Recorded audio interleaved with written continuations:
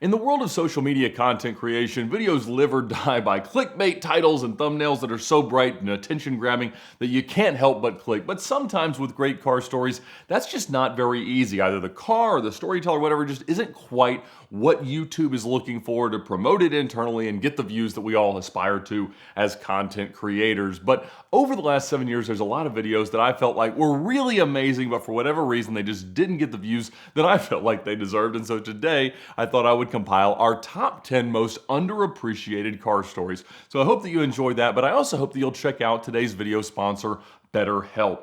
BetterHelp makes therapy more accessible, more affordable, and easier than ever because all you've got to do is go on your phone or a desktop, answer a few questions with their onboarding survey, and generally within 48 hours, they're going to match you with a perfect therapist to help you with whatever you're going through in life. Whether it's depression, anxiety, an issue with a relationship, issues at work, they've got somebody perfectly tailored to help you solve whatever it is that you're looking for and give you some perspective on whatever it is that you tell them. I know that for me, I signed up for BetterHelp a couple of years ago to go through some stuff that I was just dealing with in life, and it was so useful to get some extra perspective, and the convenience was just amazing to be able to do it whenever I wanted to, wherever I wanted to, and I was very, very satisfied with the results. And I know you will be too, so check them out now at betterhelp.com/VINwiki. You can use the link in the description below, and if you do, you'll get 10% off your first month. So live a better life with BetterHelp, and check them out now to thank them for their support of VINwiki. And so today, here are our top 10 most underrated VINwiki car stories.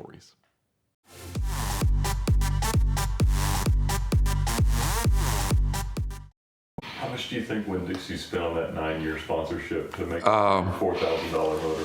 I think the first year was $900,000. And I think over the period, it probably exceeded somewhere around $12 million.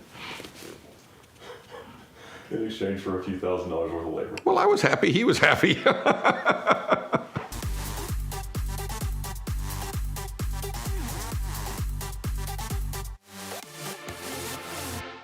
I found in a South Carolina junkyard in 1976, ex-Denny Holm Brabham BT8, 2-liter sports racer.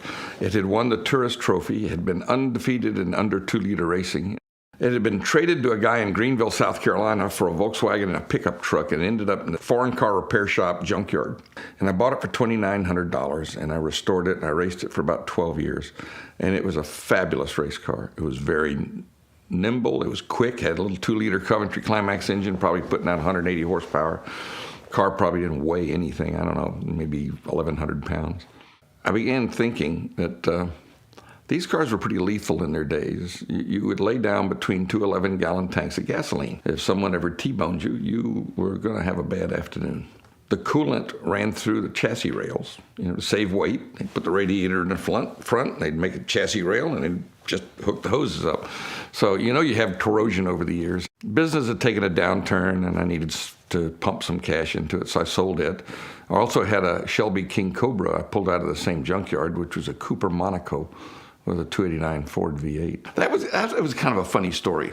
Bob Aiken and I had driven a Jack Roush car in the 24 hours of Nelson Ledges. And I had told Jack Roush I was restoring this Cooper Ford. It was an old Shelby car.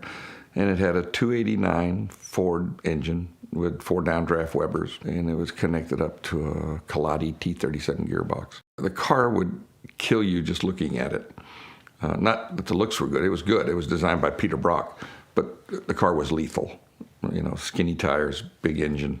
The chassis was designed for a 2-liter, 180 horsepower engine. Now we got, 350 horsepower engine. Jack Roush says, "Send me the motor, I'll build it for you." I said, "I can't afford you." He says, "You can't afford not to send me that motor, send me the motor." So I sent the motor to Jack Roush. A crate comes in a few weeks later, and it is a freshly dynoed 289 Ford with a bill for something like $4,000. I call him up and say, "I owe you a lot more than this." And he says, "Nah," he says, "you paid cost on the parts, and I billed out the assembly and dyno time to Ford, so enjoy your motor." So I said, "I need to do something for you, Jack." No. I said, "No, Jack, I want to do something for you." No.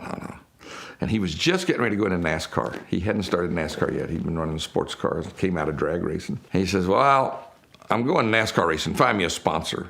So I called Dan Davis up, who was chairman of the board of the Winn-Dixie grocery chain. And I said, "Let's have lunch." Went to lunch, and I said, "Dan, Daytona 500's coming up, and Food Lion and Publix both have cars sponsored in the Daytona 500, which is right in your market, Jacksonville, Daytona. And I said, Winn-Dixie should have a car, and I have a friend of mine who's just getting into NASCAR, and he's looking for a sponsor. His name is Jack Roush. He said, well, I've always wanted the board to approve this, but I've had trouble with it. I said, well, see what you can do. So he called me a few weeks later and says, yeah, I think we got a deal put together. Can you get this Mr. Roush to come down? I said, yeah. So I called Jack up. I said, I think I got you a NASCAR sponsor. He says, you're joking. I said, no, I got one. Winn-Dixie. And the way it works a lot of times, you'll see the name like the Coca-Cola 600. Where in a lot of cases, Coca-Cola, or the Winn-Dixie 400, so the Coca-Cola doesn't put the money up. Winn-Dixie gets their name on the race because they give Coca-Cola so many inches of shelf space at 300 or 400 stores at eye level. So there's a bartering that goes on. So in this case, it was the beef people. Winn-Dixie always billed themselves as the beef people. So the beef industry, or the association, was going to do the Beef People's Express. It had a silhouette of a cowboy with a lariat and bulls running along the side of the car. So Jack comes down, and we're in the office of the advertising agency, and Jack's sitting there, and he's nodding and nodding. He says, I need to talk to you. I said, okay. Can we go out in the hall? I said, yeah. We go out in the hall. He says, look, I told you to get me a NASCAR sponsor to blow you off and just make you go away because you were insistent about doing something for me, and I didn't need anything done. I said, well, I got you a NASCAR sponsor. What are we going to do? He says, well, I just signed a deal with Folgers, and I don't have enough people to do a two-car team. But would they Winn-Dixie consider sponsoring Mark Martin in the Busch Series? And that's how the Winn-Dixie deal went together. It went for, I think, 9 years.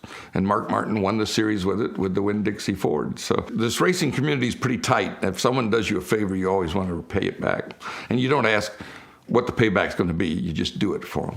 And that was a very satisfying moment in my life because I figured, well, maybe this is something I have a knack for. And Jack called me a few months later. He says, I want to hire you. I said, oh, that's nice, Jack, but I'm happy in Jacksonville. Got a little family company. I don't want to live in Detroit. He says, well, if you're ever looking for a job, you call me. I said, okay.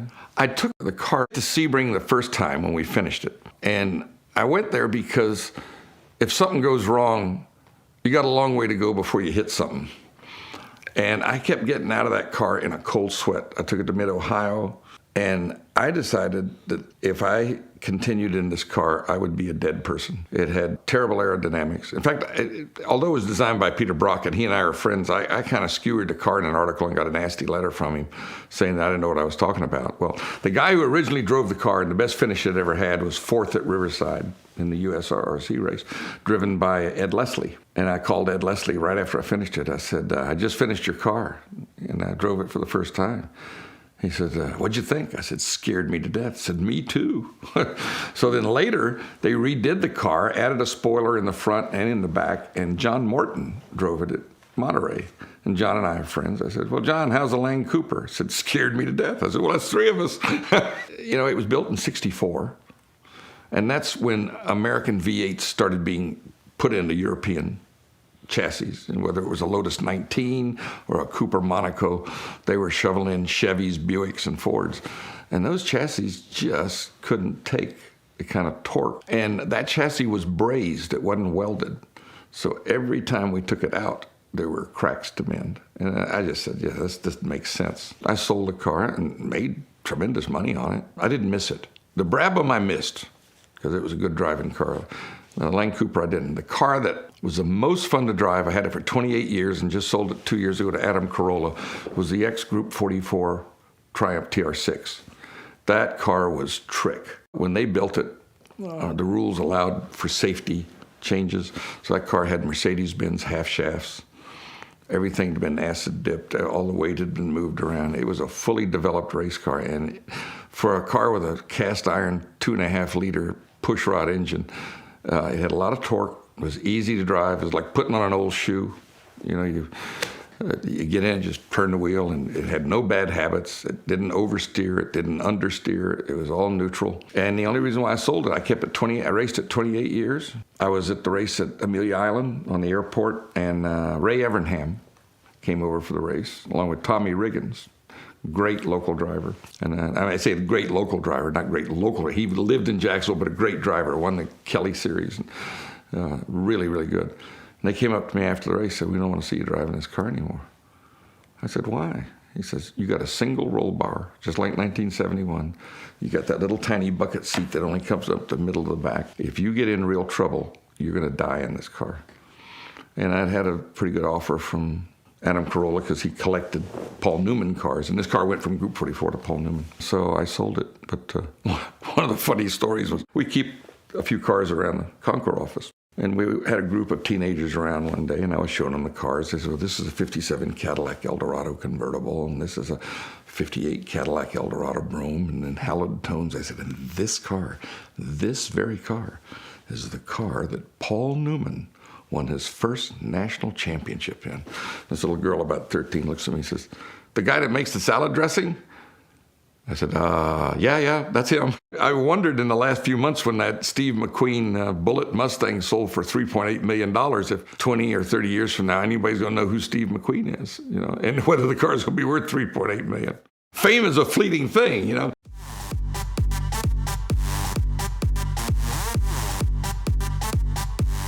I'm getting phone calls. It was on a Wednesday night, and I thought something happened to a family member. I mean, they're blowing me up.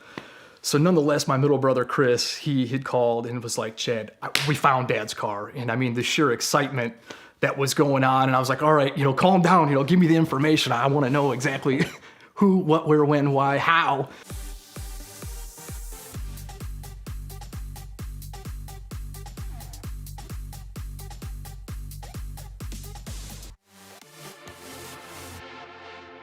Ultimately, for me, for all of us, cars are incredibly impactful in our lives, right? I think that's pretty easy as a car guy, something that we learn pretty quick in life. So for me, a car that was incredibly impactful was my father's 69 Shelby, small block car, so 350. Ultimately, growing up, I'd spent a lot of time in the garage. I kind of considered myself daddy's boy for the most part. Forgive me, I do have two brothers, Chris and Brandon. But ultimately, whether it was car shows, detailing the vehicle, working on it, the impact that it had on me was pretty profound because it really directed where I went with my life as far as my career. Because I've been a big car guy. I'm in the auto industry in a multitude of roles at this point. It all stems really from that car. So my father had the car. I think he bought it, I want to say November of 75. So obviously that was going to be a little bit before I was born. And he had the vehicle for 39 years. So the impact that it had on us is ultimately, it really became a sister to us. At some point, I want to say I moved down here to the Atlanta area in November of 2000. Us being from Cherry Valley, Illinois, population about 2,000.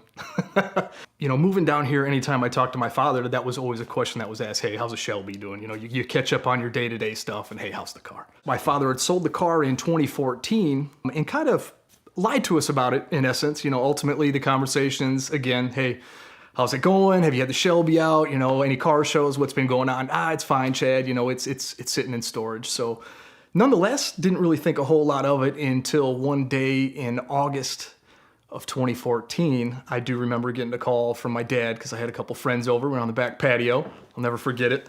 And ultimately, my dad was just like, "Chad, I did something. I sold the Shelby." So after probably what seemed like 20 minutes of just sheer silence as I'm trying to process, the information that he's given me, I was, asking questions. "Hey, who'd you sell it to? When'd you sell it?" All of that. And at the time, he wasn't really forthcoming with that information. "Hey, I sold it to a Shelby broker out of Indiana." And then I started asking when. "Oh, it was a few months ago." So with the impact that this car had on our life, it was pretty upsetting, to say the least. It's, again, that sounds silly, but like people, cars are impactful. I know I've said that a few times.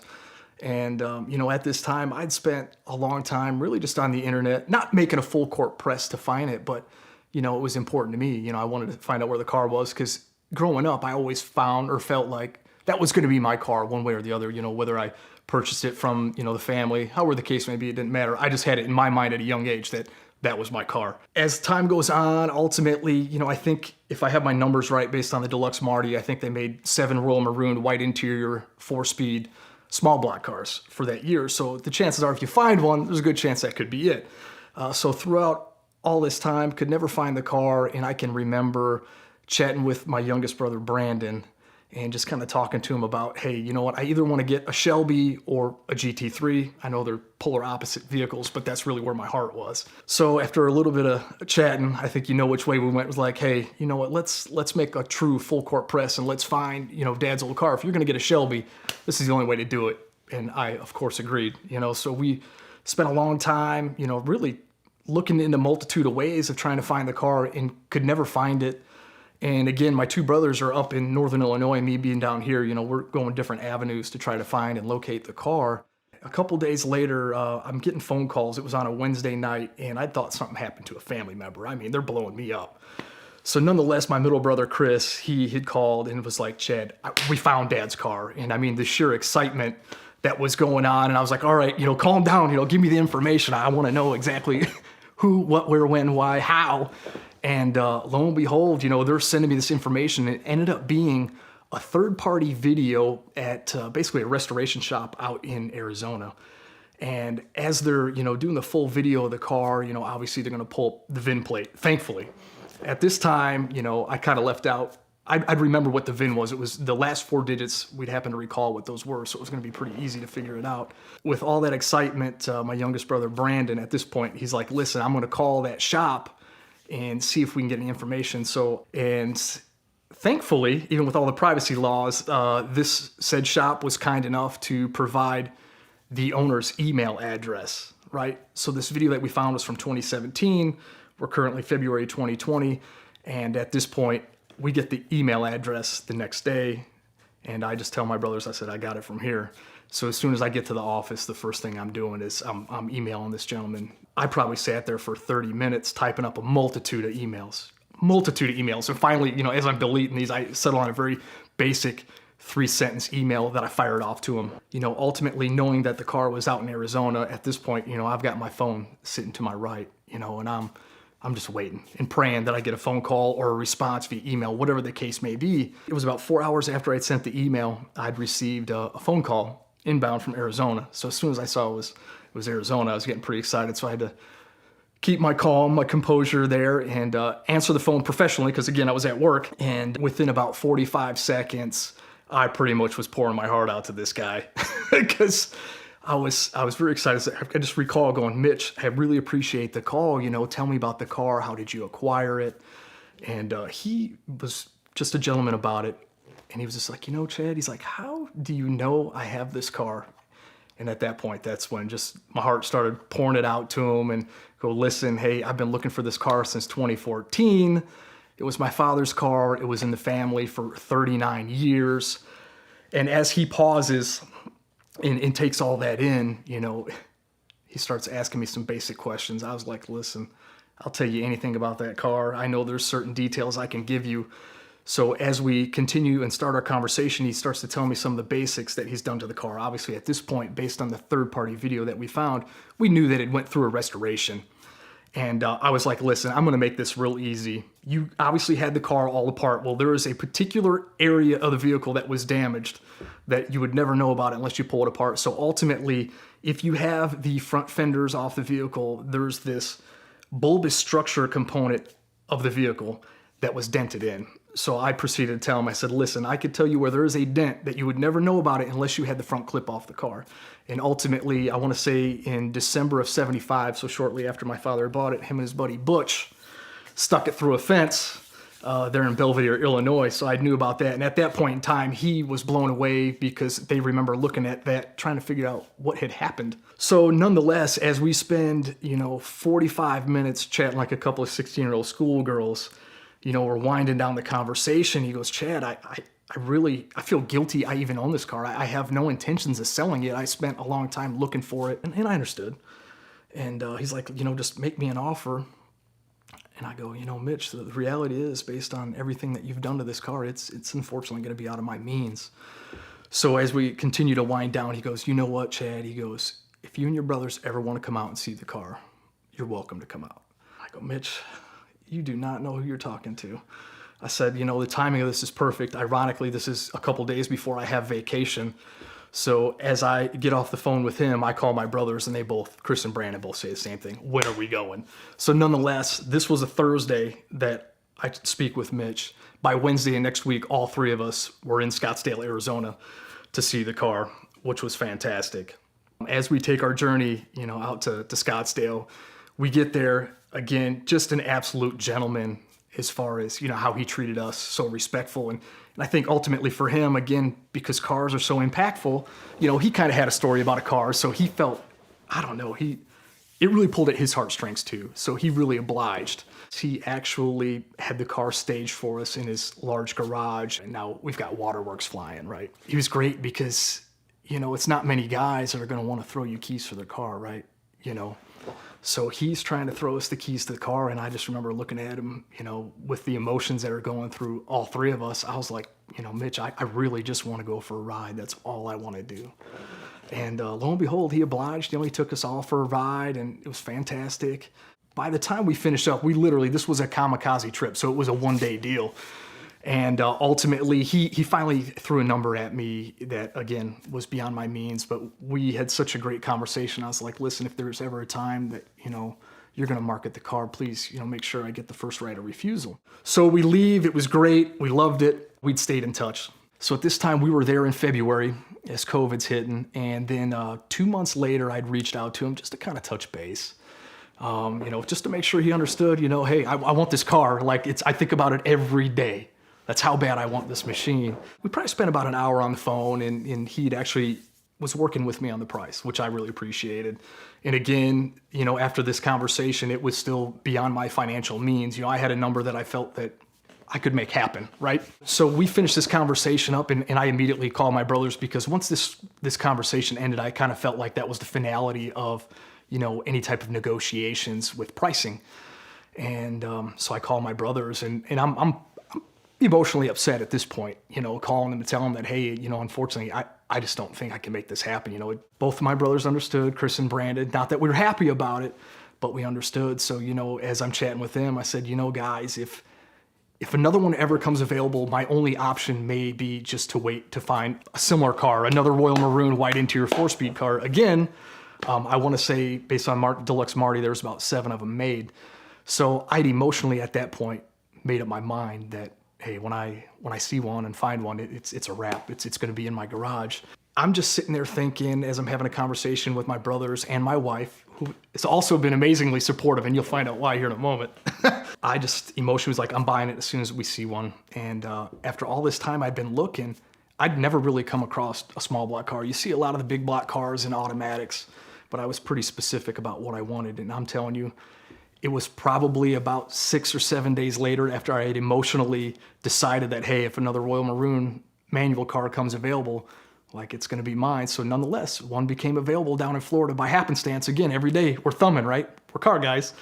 We're thumbing, we're looking for cars, and I about died when I saw the exact same car. Royal Maroon, white interior, 4-speed. I remember running to my wife. I go, well, apparently I do something with my voice and how I talk to her.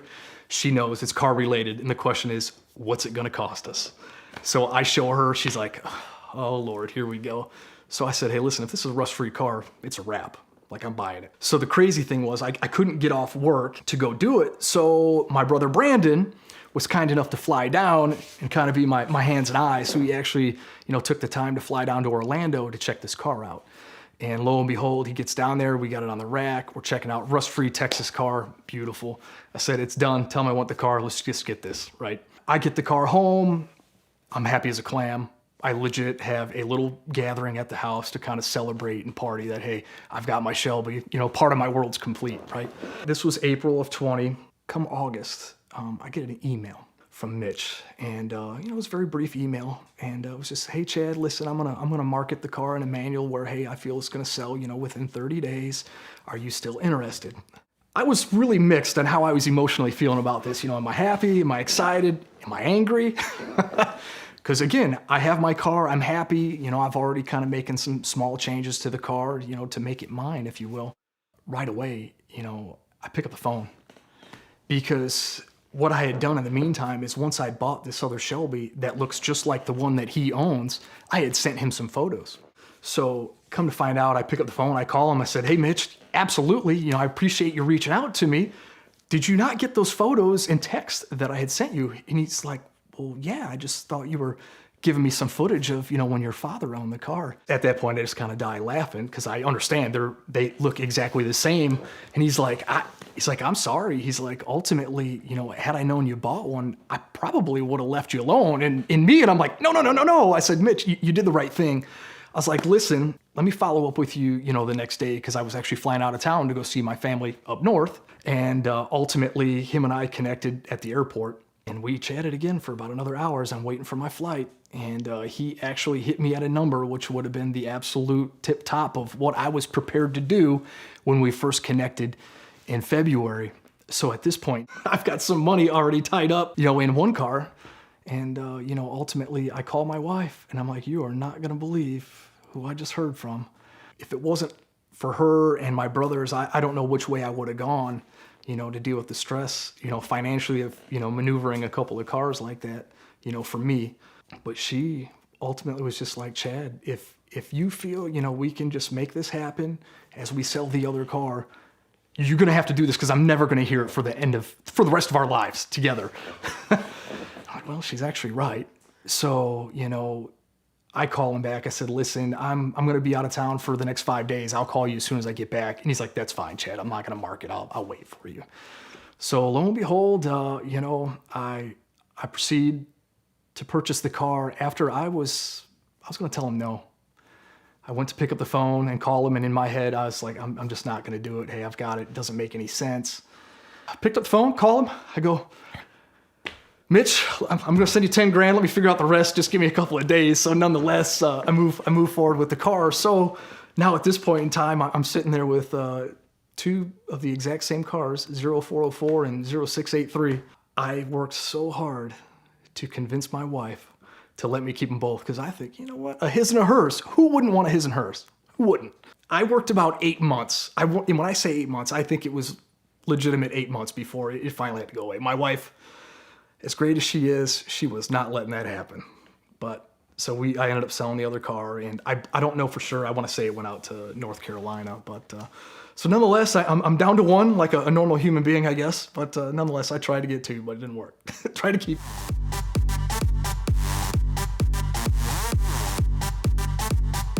Unfortunately, it ended up snowing, and we got a flat tire on the parkway. Meanwhile, so that was stuck on the side of the road, and priceless AMG Hammer you just bought.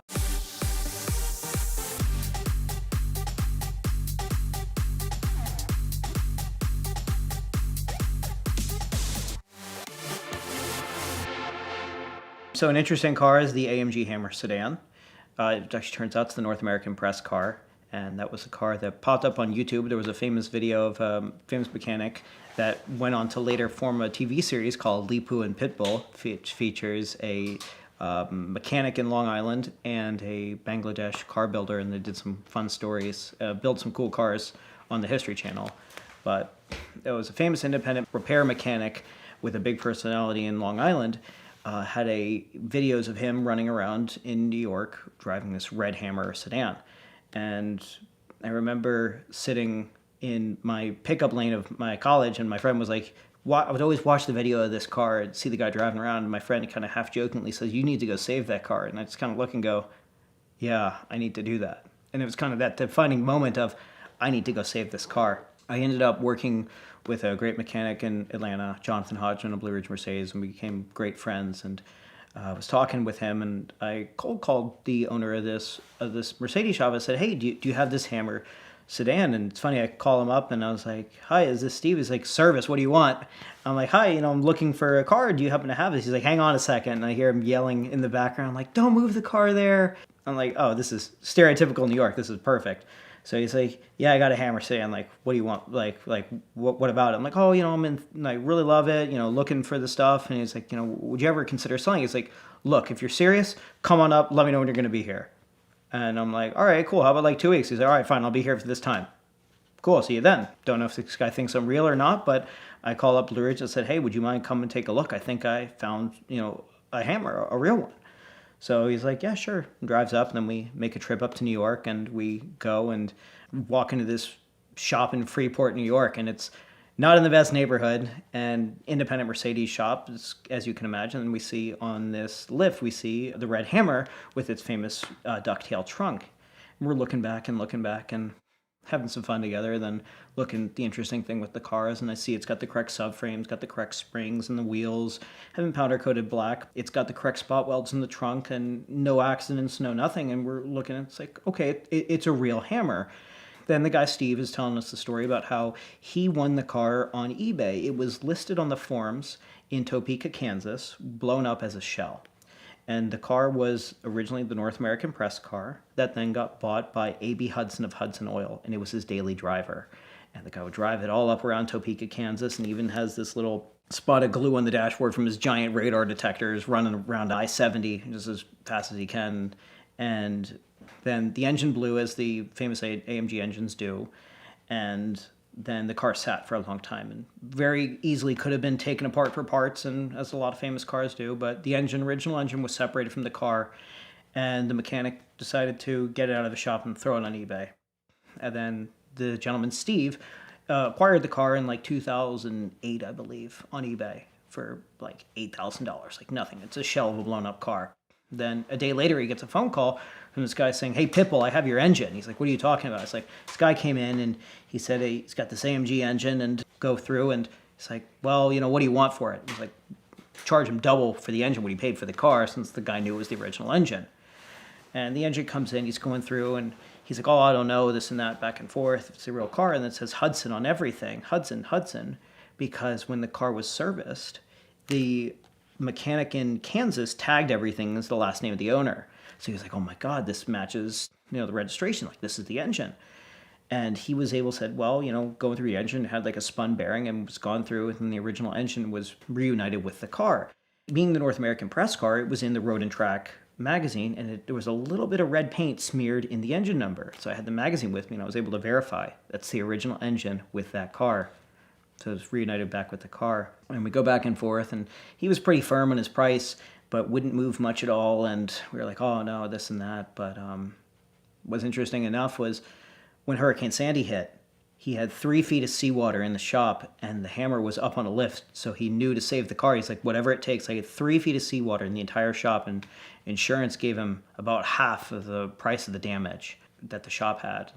And then my father and I, we ended up talking with him, and he turned out it was going to go to a family, and he was really reluctant, but he needed the money to kind of keep his business afloat, no pun intended. And then we were able to make a deal, and he's like, "Cool, I really admire your enthusiasm for these cars, and I don't have time to bring this car back, and I want to see this car, go and live a life after as well." So we drive up to New York and got him a certified check, and took him an hour to get the title out of the safe because he was so reluctant. He knew the car was special and he was attached to it. And then we ended up taking the car. Then unfortunately it ended up snowing, and we got a flat tire on the parkway. Meanwhile, so that was stuck on the side of the road, and priceless AMG hammer you just bought now, and it's leaking oil a little bit, smoking. But then Steve came and rescued us, thankfully changed our tire, and then we were able to go back on our way. I remember certain friends telling me, like, "Why would you buy that car? You could buy a Nissan GTR and a lot faster." Then, it's one of those, like, oh, I just kind of like the cars. And as I got the cars and started Googling the history, it turns out more interesting people got involved with this car in all the different places that the car had been.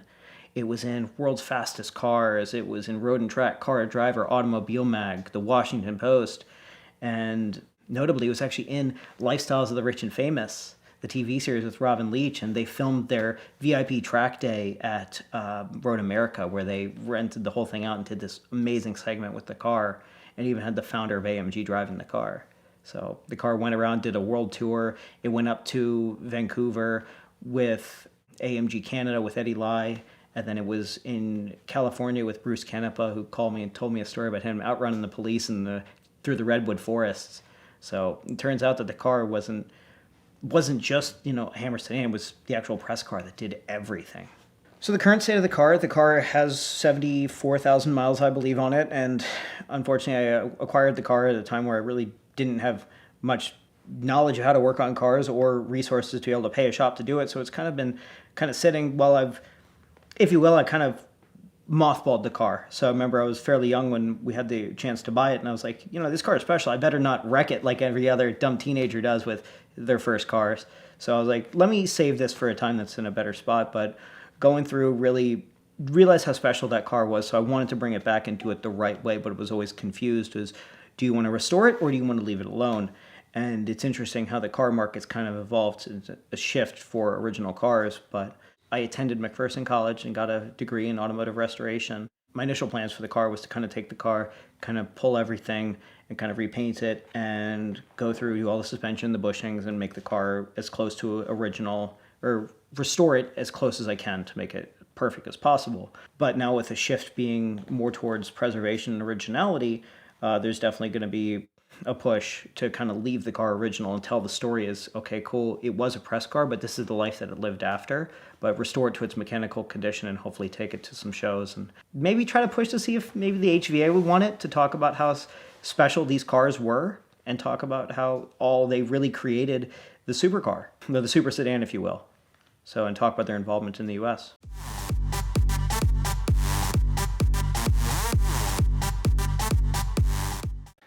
Go flying up this hill. I hit this ledge at the top, and boom, it lifts up like this, and the whole thing jumps off the ground, slams back down, and all of a sudden I hear from the bottom of the hill, "Stop! Stop!"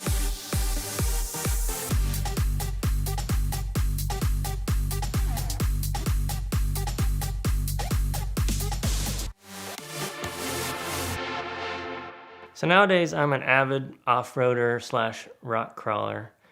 But it wasn't always that way. I grew up in the Dallas-Fort Worth area.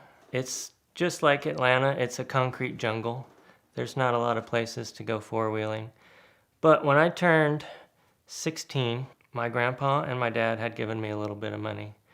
And I wanted, for whatever reason, I have no idea why, I wanted either a Jeep Cherokee or a Bronco 2.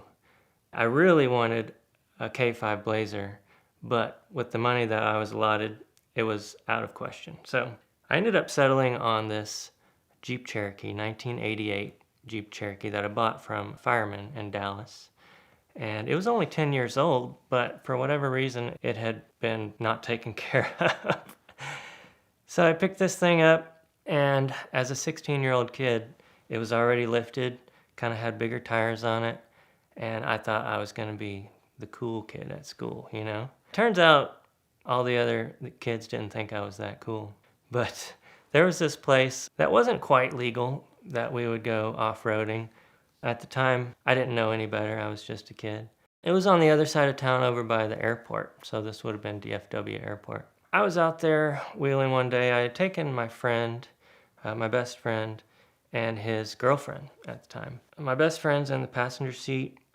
His girlfriend is in the back seat. And it's nighttime after school, and we're out there at this place. They used to call it 360. I think it's still there today, but don't go there. It's got mostly homes on it now. But we're out there, and it's just the Wild West, right? Because this is not a place where you pay to go off-roading. This is not public land. It's just like no man's land. To get there, you had to cross these railroad tracks. You had to like pull off on the side of the highway, climb this hill, off the interstate highway, mind you.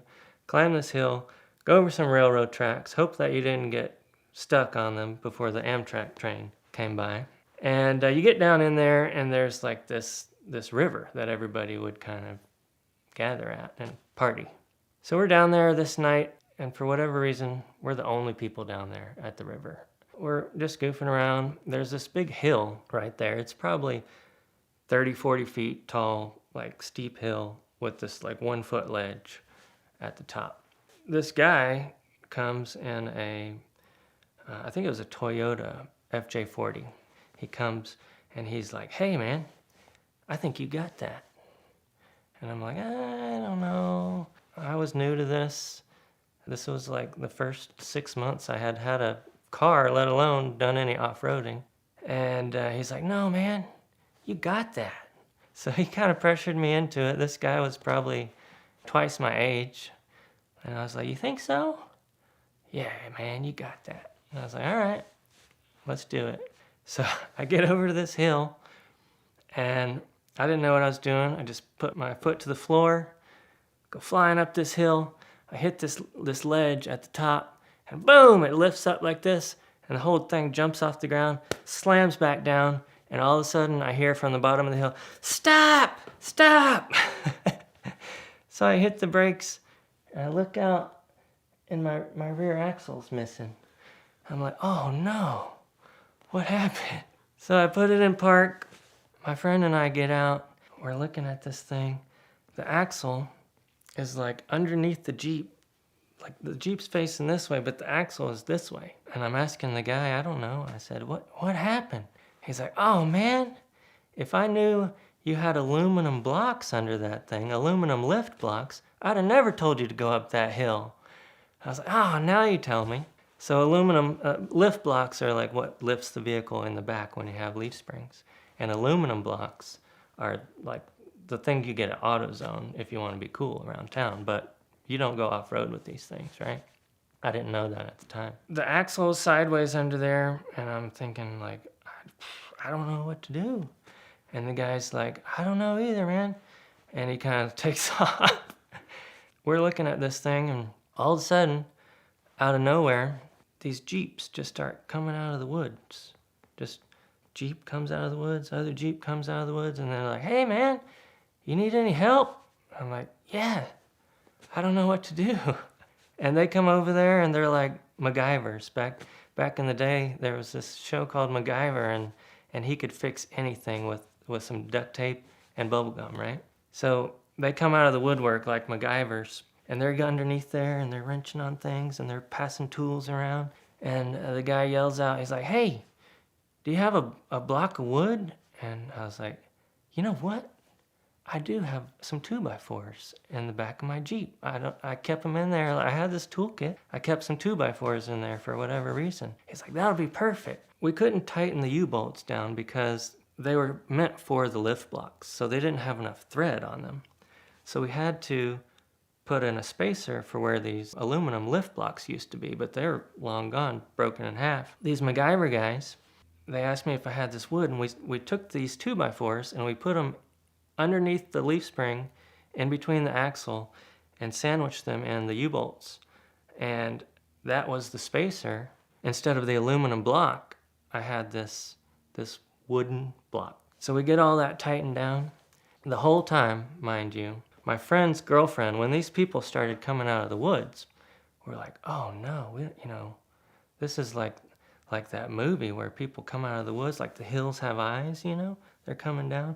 So while they were coming down, I told her, I said, get down on the floorboard of the Jeep in the back and lay down, put this blanket over you so that nobody knows you're back there. Because we didn't know these guys, it's just rednecks in the woods.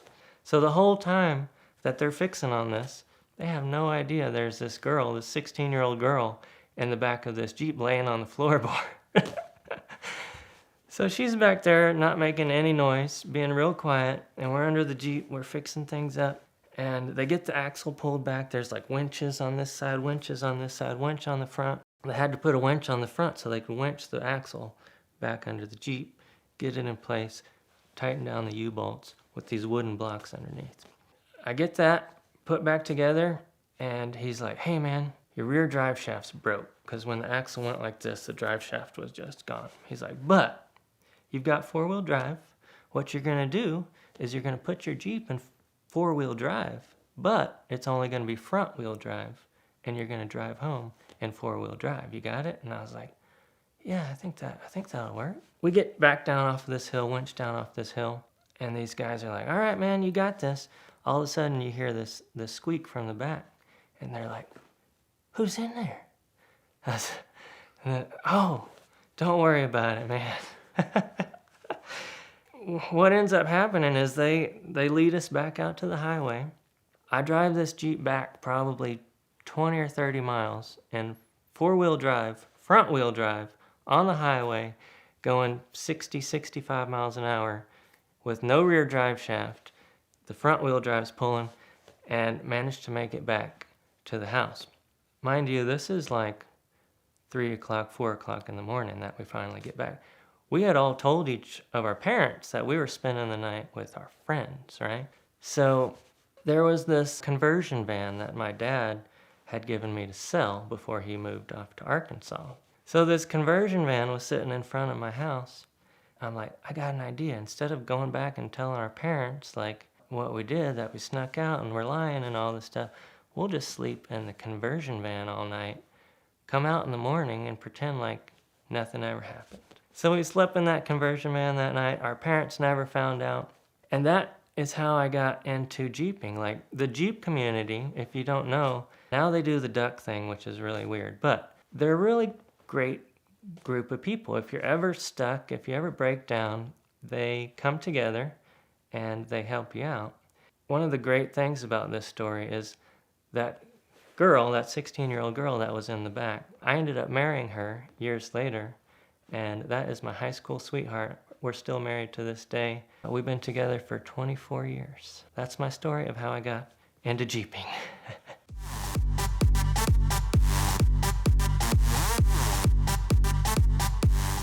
The Germans were afraid. They had pit signals saying, "Stay away from Nuvolari."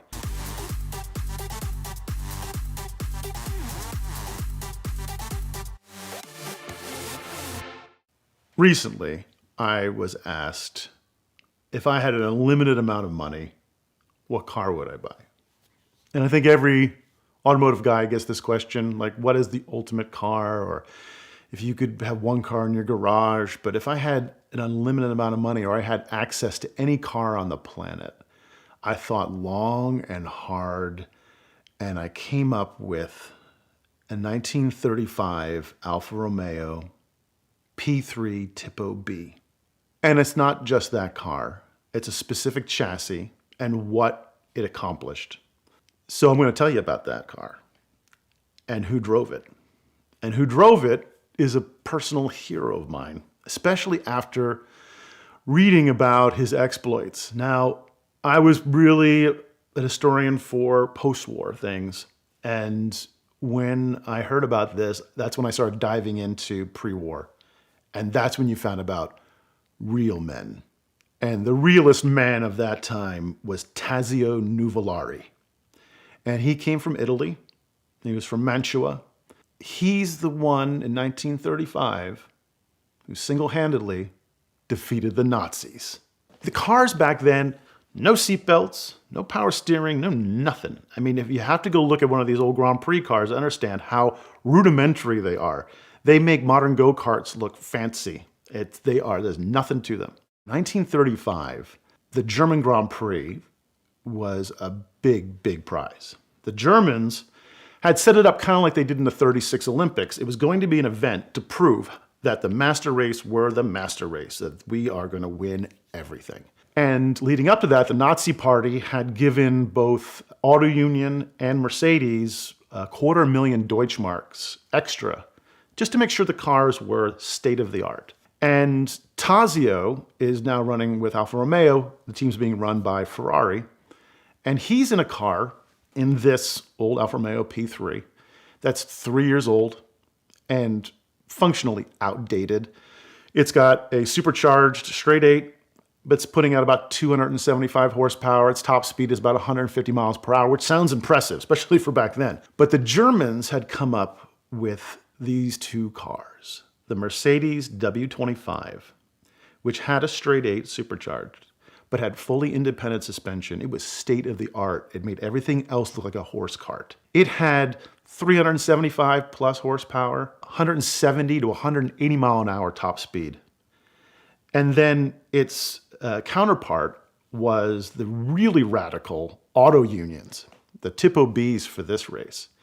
And they were a rear engine V16 supercharged, close to 400 horsepower, again, almost 180 mile an hour top speed.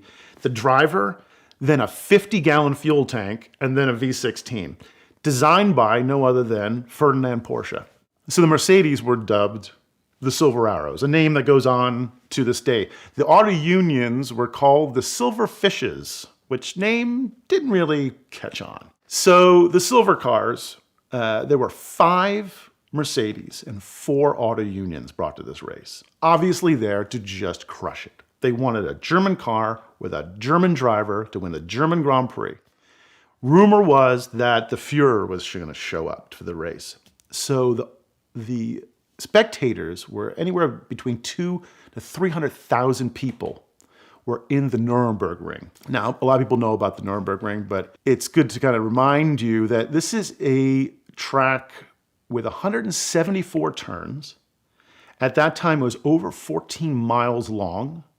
It had 1,000 feet of elevation change. That Jackie Stewart in the 70s called it the Green Hell. There's no barricades, there's nothing. It is just trees and track. It is terrifying, especially in a car of this period at the speeds they were going in. So it is absolutely packed with people. Everybody expects the Germans to win. They basically invite the Alphas there and one Bugatti and a couple other cars just to have something to race against. They draw, back then it wasn't qualifying, you would draw a ballot for your placement, and Tazio pulls his placement. He gets pretty far up front, and von Brodisch, who is kind of the leader of the Germans, is way in the back, and it's all mixed up. It's a very weird process. And it's drizzling, which is good because the old live axle suspension of the Alfa Romeo really isn't up to fighting the Germans head to head. And they're down 100 horsepower, and they're down on top speed, and it's an old car. And the best drivers in the world essentially are driving for the Germans. The race starts, and the Germans predictably tear off. Everybody's like, well, there we go. All done. Good. And Tazio and his two Italian teammates have a horrible start. And after a couple of laps, remember the laps are 14 miles, so the whole race is only 22 laps. The other Alphas fail. So transmission, the rear end, I believe, just the car's packed up. So obviously the Alphas are a little weak for the track. No one told Tazio Nuvolari. He only had one speed, and it was like flat out, and he had a driving style which no one else had, which helped him, especially in the rain, especially at this track. And it's common now, people know about the four-wheel drift. And you basically break the car loose, and you get all four wheels sliding. No one else drove like that. If you were sliding, it was considered something wrong, or you had to correct that quickly. And he was the master of just pushing it out there, and the car would just float around the corners. And there's not much footage of him driving, and no footage of him driving this race, unfortunately, because they were just watching the Mercedes the whole time. But he would just hit these beautiful long drifts around the corner. So he starts moving up through the field. And he's in 6th place, and then he's in 5th place. And he starts passing the Germans. And people are like, this isn't right. Because, again, he's giving up a ton of power and a ton of top speed on a track where you can use that top speed. And then he's in 2nd. And then the lead Mercedes pits, and he's winning by lap 6. That time, he's got to come in. He decides to stay out. And even the Germans are like, well, we have to stay out. So they stay out to like lap 10. And finally, nobody's got fuel left. So the Germans come in, and so does Tazio. The Germans pit, and it's like 47 seconds. Bang. 48 seconds, the next one goes out. And under a minute, all the Germans are gone. Meanwhile, it's a bit of a circus in the Ferrari pits. The Ferrari guys broke the fuel pump, and they're trying to figure out how to get fuel into Nuvolari's car. Nuvolari's hopping out like, let's go, right? They're grabbing jugs of fuel and pouring them in the back, which of course is pouring all over the car and the pits and where the driver sits and everything else. They're putting it in the car. Takes them 2 minutes and 14 seconds. Almost instantly, you'd be like, well, the race is over.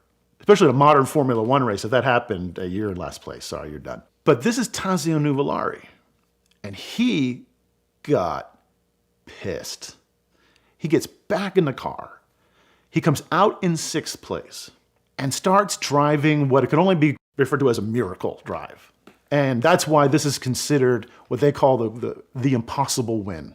He starts moving up on the field, picking off an Auto Union here, a Mercedes there, driving like a man possessed. The Germans were afraid. They had pit signals saying, stay away from Nuvolari, because they just assumed he was going to crash. He was driving so fast around this impossible track. Try memorizing 174 corners perfectly in the rain. He's blasting through, and by the second to last lap, he's in 2nd place. But von Brodisch, who's in front in the Mercedes, looks unbeatable.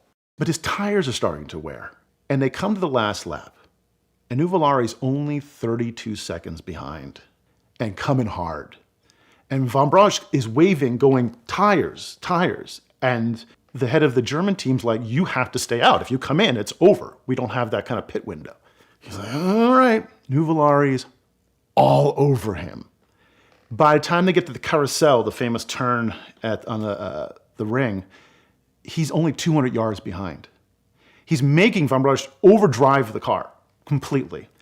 And they said you could see the stripes of wear on the rear tires. And he knew his tires were going. But the little Italian was coming. You had to do something, right? He lays into it. Boom. His tire explodes. And in a famous shot, well, there's no picture of it, but there is a painting of the car rolling off and Tazio blasting by the master race. Now, the last time the cars had come around, the nice, blonde-haired, blue-eyed guy in the Mercedes was in the lead, and the crowd was going crazy. And now, down the straightaway, here comes a what? You imagine a gasp of 200,000 people going, huh? And down the straightaway alone, minutes ahead of everybody else at this point, Tazio Nuvolari in his 1935 Alfa Romeo P3 Tipo B wins the German Grand Prix in front of all the Nazi hierarchy and all the people.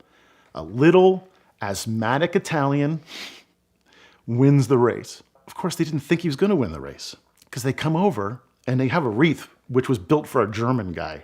So it came down below his knees. They put it around his neck. Then the other thing is, they only had the German national anthem on a record to play at the end because nobody else was going to win.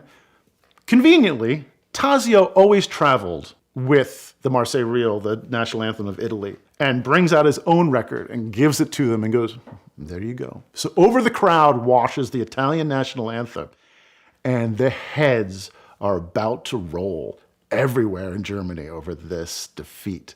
And it was probably the greatest drive in automotive history. If you look at the difficulty and the odds and the machinery and everything.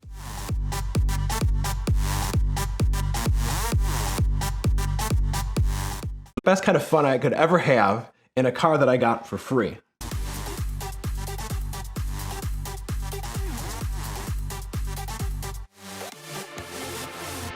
I'm sure as you've gathered that I have the most fun in cheap cars. My adage is quantity over quality. And probably the most fun I've ever had in a car was this $500 Peugeot 505 STI that I bought from my buddy Martin's mom. And in high school, she had this car, and man, we beat the heck out of this thing. It was slow as the day was long, but it was rear-wheel drive with a limited slip differential and handled fantastically. Over the course of our high school years, we would run the thing in reverse, top speed, stick it in first gear, sidestep the clutch, do the biggest smoking J burnouts, and had the most fun we possibly could with this car. But in the late 90s, she decided to sell the car and pick herself up something new, and that lent it to me for $500. And I love this thing. I know Peugeot gets like a bad rap as a unreliable car, but the fit and finish of this car was very nice. Probably one of the nicest interiors back then that I had ever seen. Very nice leather interior, had a great sound system from the factory. It was quite a buy for 500 bucks. But the problem with this car was it only had 120 horsepower. I loved power sliding, drifting, and all that. So I devised a way to get the car to do that without adding a turbo or anything crazy. And what I did was I drilled 2 holes in the rear wheel wells. I put a 5-gallon bucket of water in the trunk and put a windshield squirter on a switch so I could put water on the tires so I could drift this thing. And I had the best time taking my friends out in this car, and I would tell them, like, I know this car seems slow, but it does the best drifts you will ever imagine. And I would go around corners, first gear, power shift in a second, and just huge power slides. And no one could figure out why this car, seemingly so slow in a straight line, would drift like crazy. But I had this car for a few years, and I just couldn't kill the thing.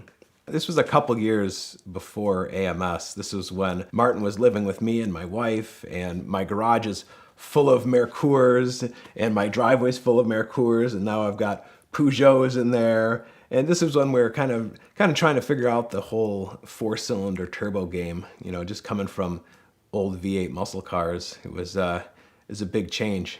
Now, the only thing better than this car could be the turbo version. And I got my, I'll say, opportunity to procure one in the fact of across from the towing shop that I worked at was a municipal airport. And one day, this 85 Peugeot 505 Turbo just shows up in the parking lot. And it's there a week later. It's there 2 weeks later. It's there 2 months later. I called over to the airport and asked, what's going on with this Peugeot that's sitting in your parking lot? And they're like, we don't know. It was abandoned here months ago, and we're just going to have the thing towed. And I said, well, why don't I just take it off your hands for you? And I said, whatever, take it. So I got the thing back to the shop, and my original plan was well, how can I take some parts from this car and put it on mine? But the first thing I want to do is let me get this thing started. Well, I don't have keys. So we hotwire the thing, and it cranks just fine, but won't start. But it's out of gas. All right, put some gas in it, and the thing fires right up.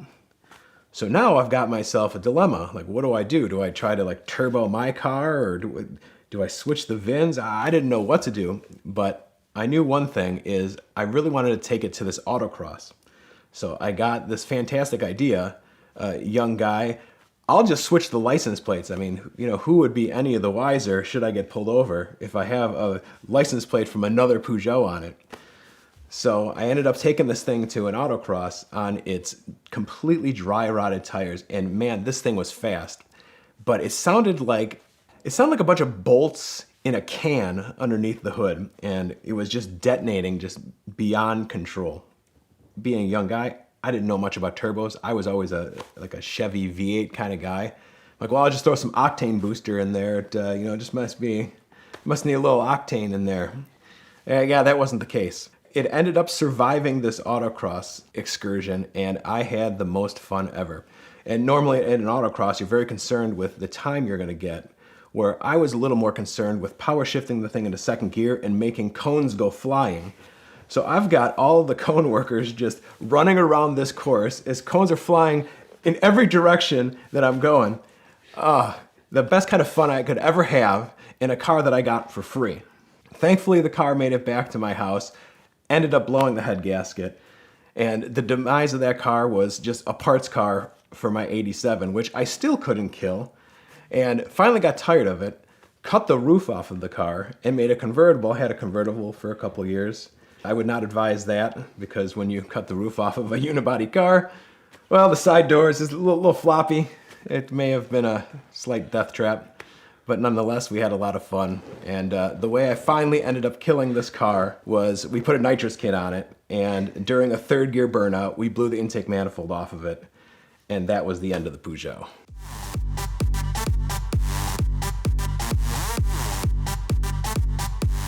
This kid is riding on the hood of the bus, flipping off the whole school bus as they pass by.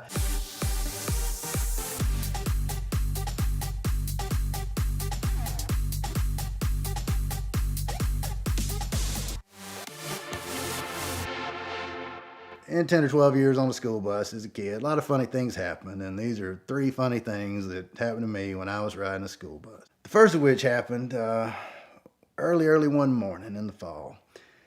Now, I lived further out in the country than the other country kids that I lived with, so I was one of the first kids on the school bus in the morning, and the bus came even long before sun even came up. It was not to sound like somebody's granddad, but we had to walk a mile down a dirt road in the dark, wait on the side of the highway for the bus to come along.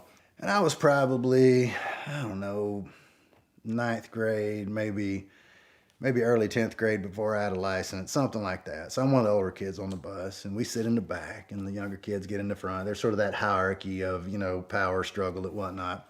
So I'm in the back with the other older kids, and on this particular morning, we had a substitute bus driver. We only had the same substitute bus driver anytime our normal bus driver, Linda, was not in. We had this substitute called Diane. We always liked it when Diane was a bus driver because Diane got flustered easily. She startled easily, and she didn't really rule with the iron fist that Linda did on the bus. So we could generally get away with things that we could not normally get away with when Linda was at the wheel. So this particular morning, Diane's driving rather nervously, and we're all in the back trying to think of like what would be a funny thing to do to Diane today. Me being a early student of physics, I guess, I had the bright idea. Hey, wouldn't it be funny if all of us got on one side of the bus, and then right when we get to this, there was this one particular curve that, you topped the hill, and if you didn't know the road real well, it was kind of a sharp turn to the right, and there was just fields around, nothing big to hit or anything like that. Wouldn't it be funny if right in that turn we all jump from one side of the bus to the other side of the bus? It'll make the bus wiggle and she'll be startled. Ha ha. So it becomes this game. Again, it's dark. The sun's not even up yet. So this game, we're passing, to the seat to the next, and we're collecting kids. The bus is pretty full at this point. There's probably, I don't remember how many kids fit on a school bus. I don't know, 40, 50, 45 kids, whatever. So, we pass this little whisper down to the bus, so everybody starts slowly creeping over to the right side of the bus. And there's a few holdouts, of course, but for the most part, we get about 45 kids have all snuck to the right side of the school bus. And there's, 5, 6 kids to a seat, and we're all timing it to right when we get to this one curve. So sure enough, Diane's driving along, and, she's driving the bus, and she tops the hill, and of course she sees the curve, and it surprises her, and she kind of stabs the brakes and turns into it. And right at that moment, we yell, "Now!" And everybody jumps to one side of the bus. When we planned this out, it was going to be this really funny, weight transfer, the bus will wiggle, and we'll all laugh. But what really happened was that 45 kids down from kindergarten up to high school, let's say there's an average of 100 pounds per kid.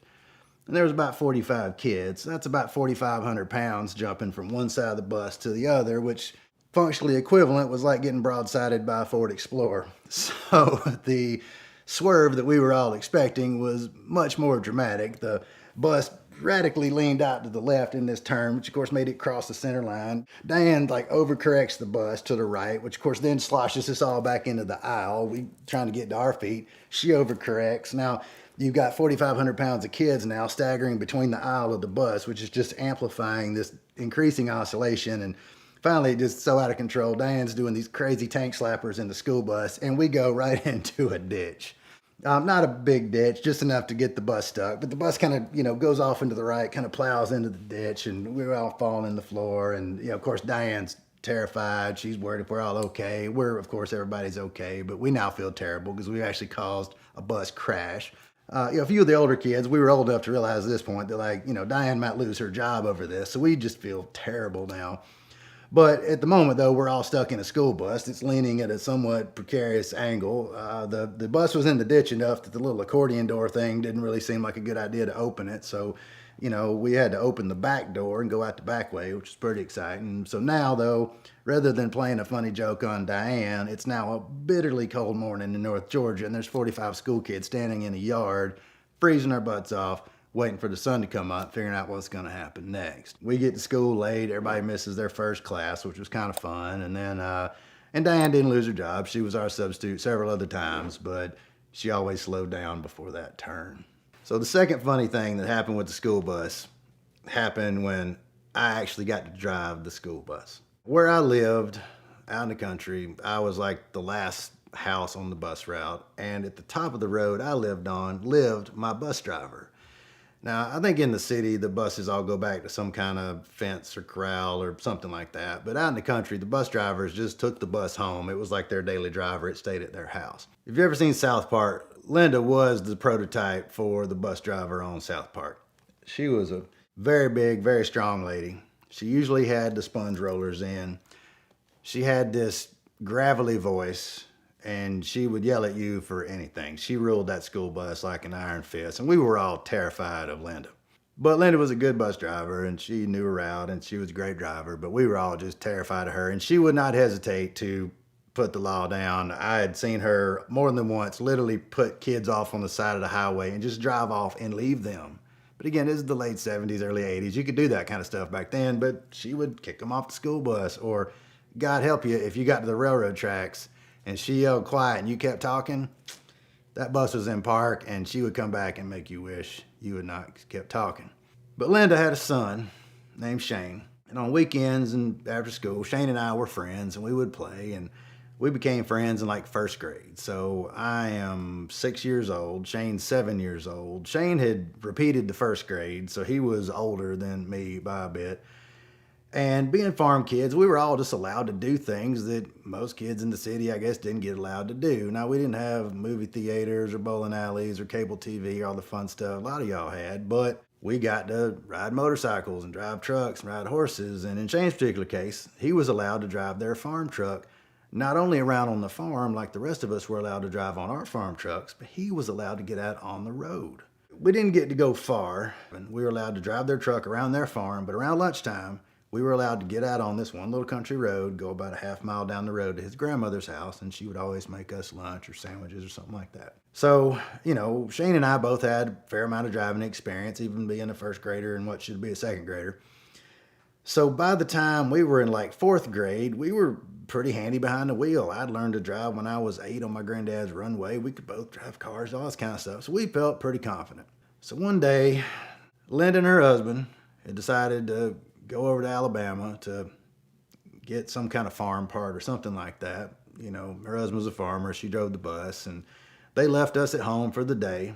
And after driving go-karts and dirt bikes and random things around their farm all these years, we decided it'd be fun to drive the school bus.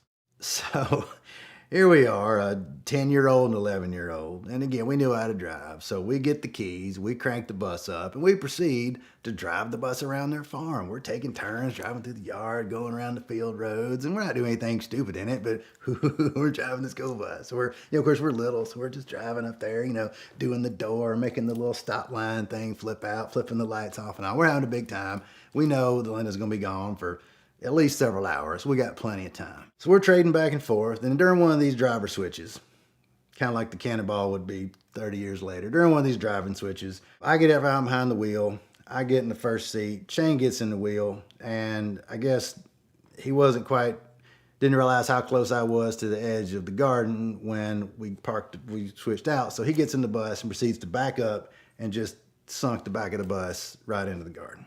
Now we're in trouble. This has turned into some Ferris Bueller type of thing. Now we've got to get this bus out of the garden before Linda comes home. So we're, getting the gears lacking, but it's not going. We're throwing mud everywhere. Shane knew how to drive their tractor. So there comes the right idea. So we run up to the barn, we get the tractor, we get all the little chains and things we find. I'm now, in retrospect, thinking of the scene as Linda saw it as she returned back from Alabama. She pulls into their yard. The school bus is obviously missing. Warning sign number 1. But fortunately for her, right past where she was normally looking to see the school bus, about a quarter mile down the slope, there is the school bus in the garden. Shane's behind the wheel of the tractor. I'm behind the wheel of the school bus. Rooster tails of mud shooting up behind the school bus. The tractor is not making any dent on the school bus. Front wheels are bobbing up and down. We've just got logging chains hooked to everything we could hook it to at the front of the school bus. In a desperate attempt to get the school bus out of the yard, didn't happen. Linda comes storming down there, and her husband was a smaller, quieter guy, but he's not saying a whole lot. But Linda's coming down that hill with the sponge rollers and the tank top, and we just realized that we had now died so young in our early lives. So, we get drug off the bus. Linda starts just spanking both of us, just backhanded, forehanded. She sends her husband off to call my mom. By the time my mom gets there, Linda's arm's numb. My mom taps her out. My mom takes over beating us. We get drug off to the house. Of course, her husband, as an adult, managed to get the bus out of the garden. I got grounded for I don't know how long, but that Monday morning, though, right back there on the school bus, knowing that I had gotten to drive the school bus. But the most amazing thing that I ever saw on a school bus, maybe one of the most amazing things I ever saw in my life on a vehicle, happened on a school bus one day. Now, this is not the school bus with Linda or Diane. This was the school bus that went to my grandmother's house, and I stayed with my grandparents a lot, and sometimes I would take that school bus to my grandmother's house. Now, that bus had been my bus route when I was a real little kid. And I remember the bus driver's son, and I can't remember her name or his name, but he was a bad kid. Now, this is 40 years ago. This kid, I'm in kindergarten, first grade. This kid was in high school. He is probably somewhere in some sort of Hannibal Lecter clear plexiglass prison cell somewhere because this kid was just bad. I remembered as like a kindergartner, like he pulled a knife on me one time on the bus because I wouldn't give up the window seat he wanted.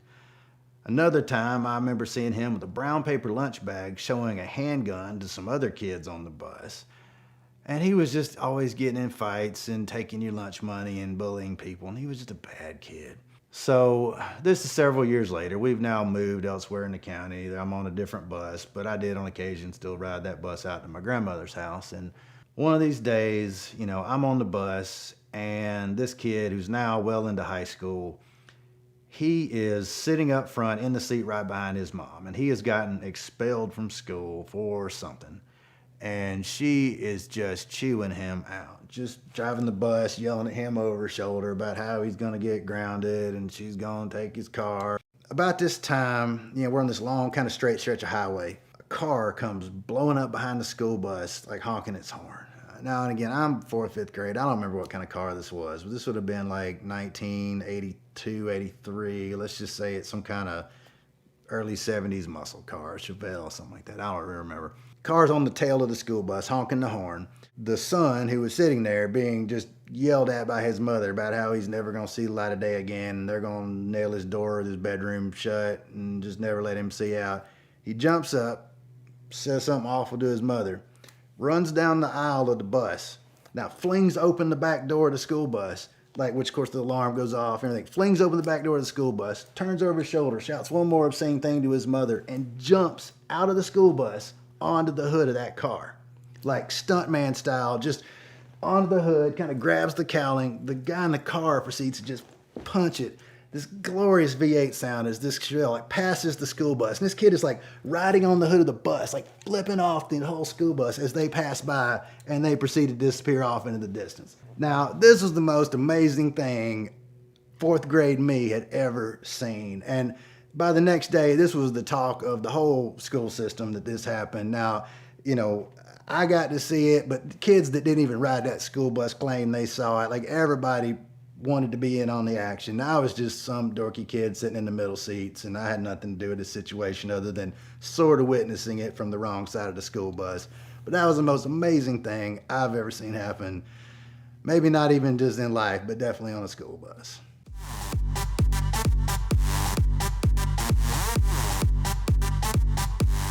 One of my favorite sayings of his is that, you know, don't feel bad for me, everyone's terminal.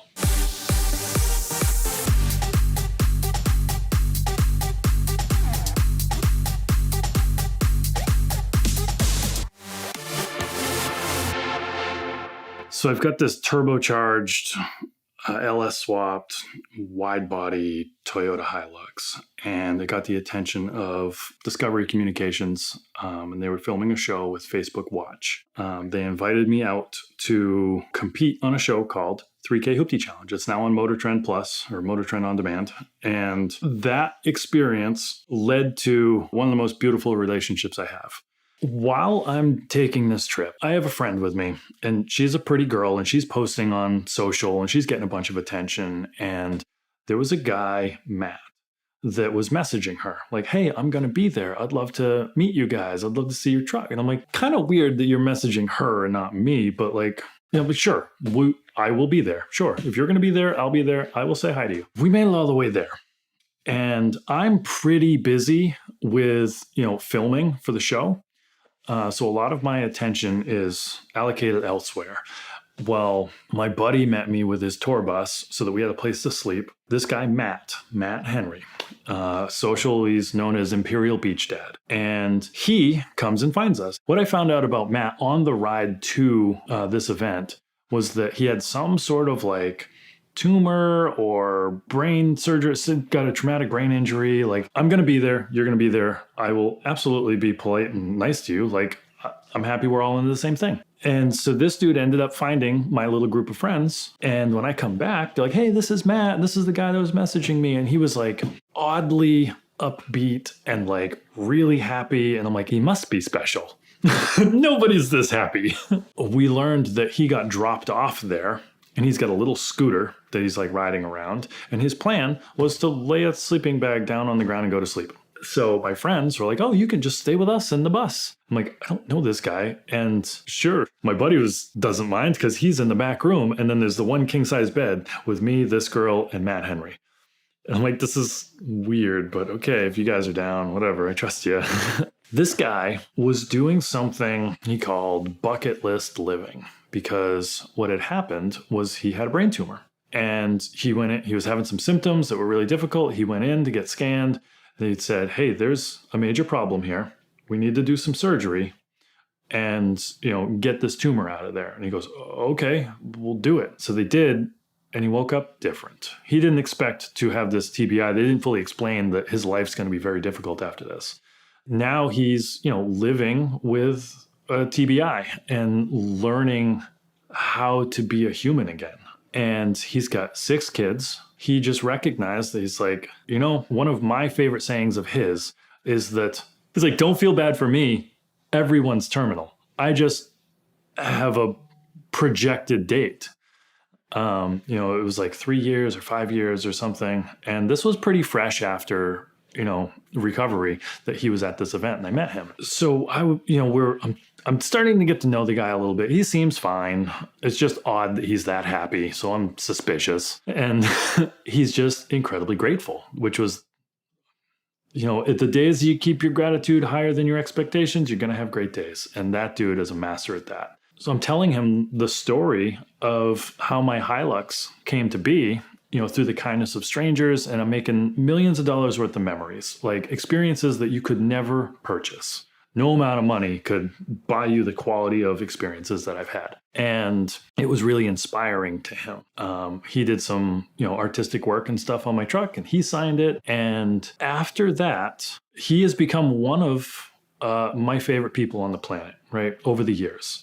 And a car community got together, specifically this community around, this low budget drag racing thing with Motor Trend. And I think that following year, everybody decided that they wanted to help Matt out because Matt has a 65, I believe, 67 first gen Mustang. So it's got a bunch of like weird body mods and some shaved lines. It's chop top, suicide doors.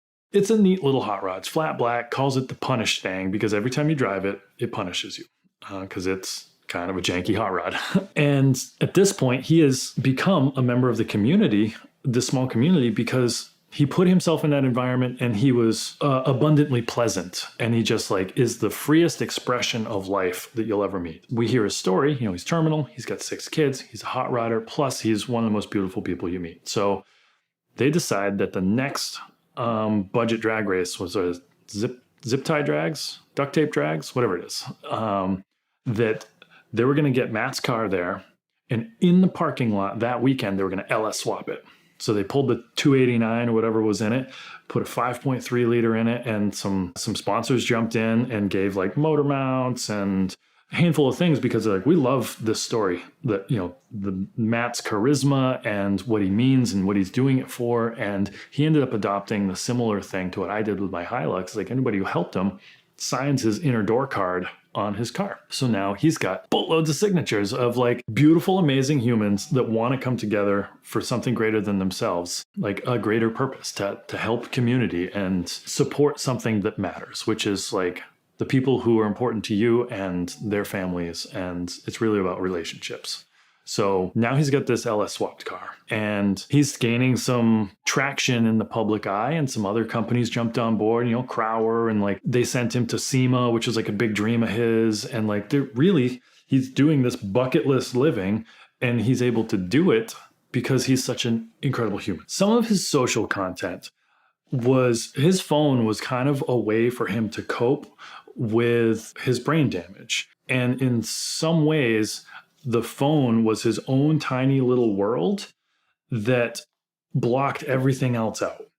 And I remember I would watch his stories, and he lives in Southern California. I'm in New Hampshire, but we're connected through social media. And he's in the grocery store and he is not doing okay. He's in the fetal position, down on the floor in the aisle with a live feed, crying in the phone. He's really having a hard time because, you get TBI, you're not the same person. You don't respond the same ways in social settings, and you can get incredibly overwhelmed. There's lots of different symptoms.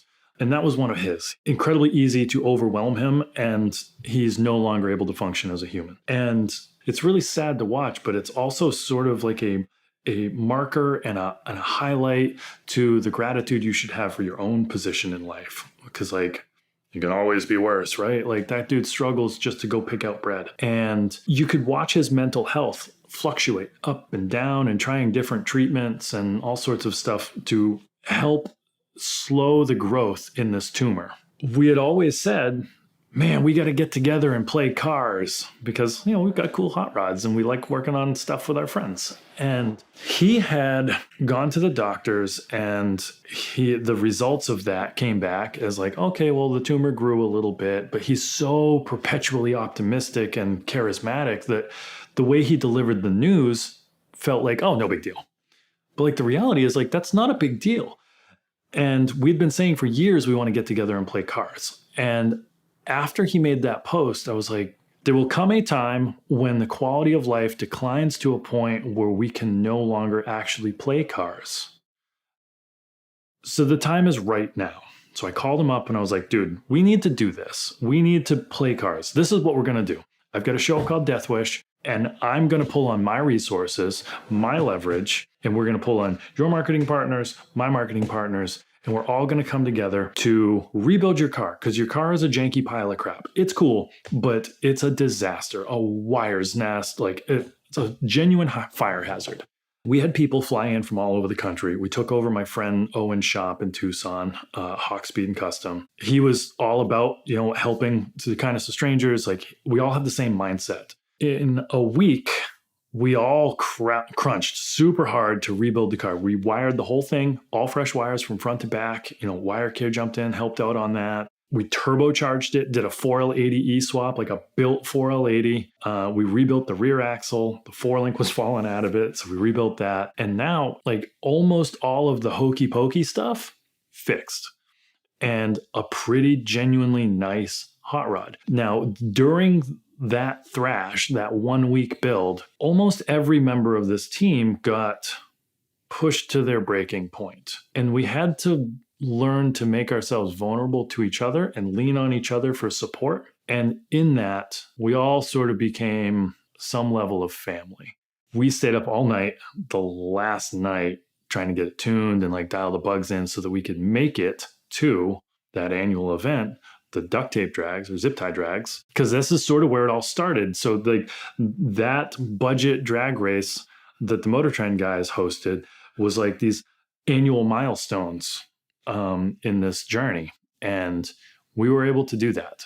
We did get it there. He made a pass. It was his personal best. I think it was like in the 13s or something, but like sick. And he did some sweet burnouts. And it was the most like elation, like the most positive, rewarding, fulfilling feeling after all of that hard work and knowing that it was making dreams come true. We were a small Make-A-Wish foundation, and it was an incredibly beautiful experience. Now, we had to drive it from Tucson all the way back to San Diego because he had very big, important commitments in San Diego, like the next day or so. And so we're driving through like middle of the night, the motor blows up. We're like right there on the border of Mexico. The police show up and they're telling us scary, dangerous stories about, border crossings and cartel and stuff like that. Like, this is not a good area, guys. One of the buddies that was tailgating us had a Smith converted Dodge Charger, the little Ute pickup truck with a police push bar on it. We pushed that thing like 50 something miles down the highway at 60 miles an hour, not running, like no power steering. It was crazy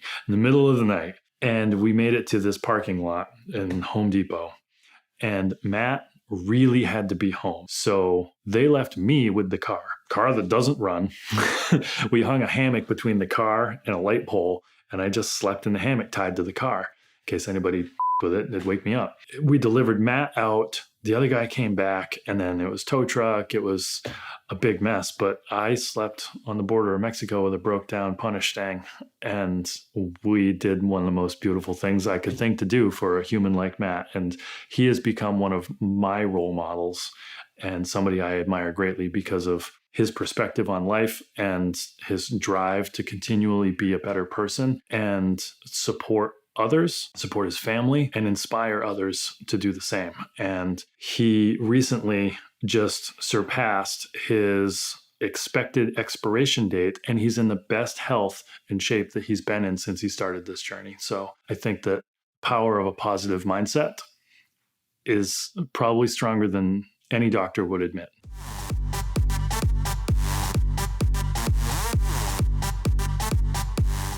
And he's turned to me and his eyes are as big as saucers and he goes, I have your car.